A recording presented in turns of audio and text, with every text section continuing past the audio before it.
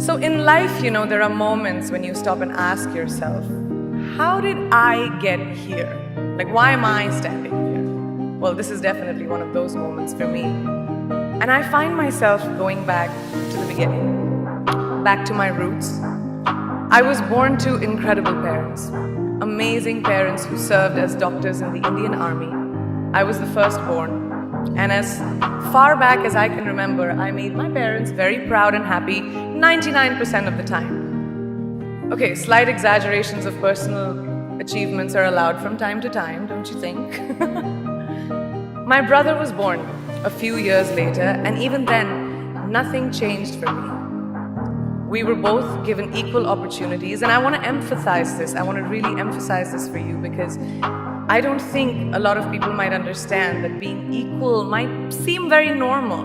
But where I come from, India, and a lot of developing countries around the world, more often than not, this is an exception.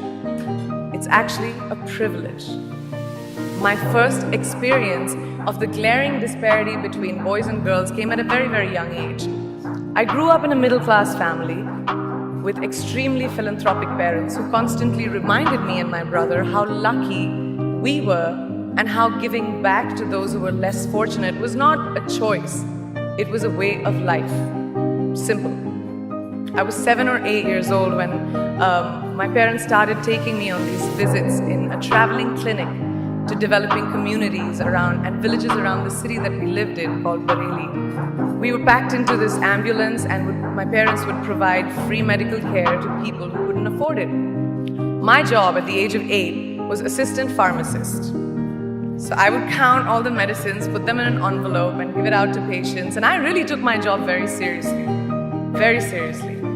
But the more I went on these expeditions, the more I began to notice the simplest things that distinguished a boy from a girl or a man from a woman.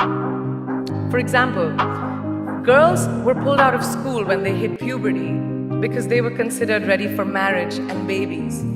That's 12 and 13, while boys still enjoyed their childhood.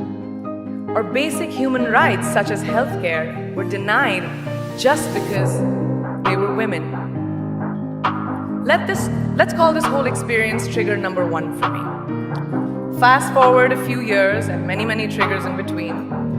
Like a producer-director, for example, early on in my career, I must have been about 18 or 19, telling me that if I didn't agree to the ridiculous terms or painfully low salary in his movie, that he would just replace me. Because girls are replaceable in the entertainment business. That was a memorable one.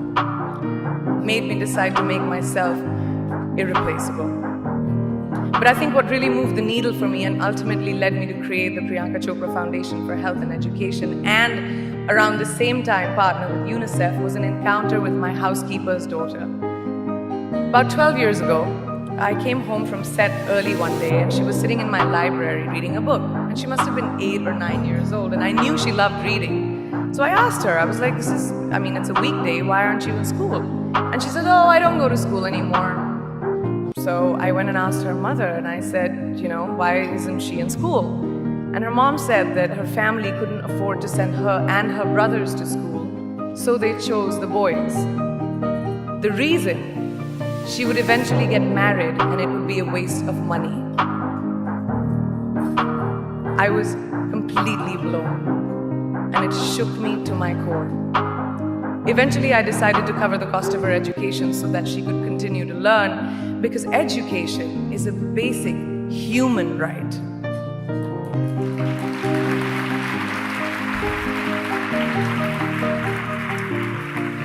And a huge necessity, especially today. From that point on, I was determined to make a difference in as many children's lives as I could, in whatever big or small way that I could contribute. There's a really, really beautiful quote that I read recently, and I think it's absolutely appropriate to explain what I'm trying to say today. The hand that rocks the cradle, the procreator, the mother of tomorrow, a woman shapes the destiny of civilization.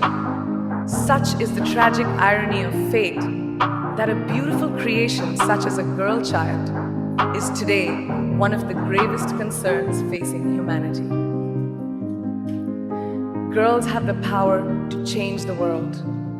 It is a fact, and yet today, girls are more likely than boys never to set foot in a classroom, despite of all the efforts and progress made over the last 2 decades. I'm just going to give you a stat, more than 15 million girls of primary school age will never learn how to read or write compared to 10 million boys. Primary school, it's the beginning of our future. Over the last 11 years, I have witnessed firsthand the incredible work that UNICEF does for children around the world, especially victims and survivors of child marriage, displacement, war, sexual violence. But there is still so much work to do. And for me, that is the fuel to my fire. The reason I am so committed to this cause, and that is where my passion stems from, because I know that a girl's education not just empowers families, but communities and economies. A result of her education, we all do better. It's just as simple as that. As entertainers and influencers sitting in this room, I feel that it's our social responsibility to be a voice for the voiceless, which is why I applaud each and every woman in this room for being such a badass.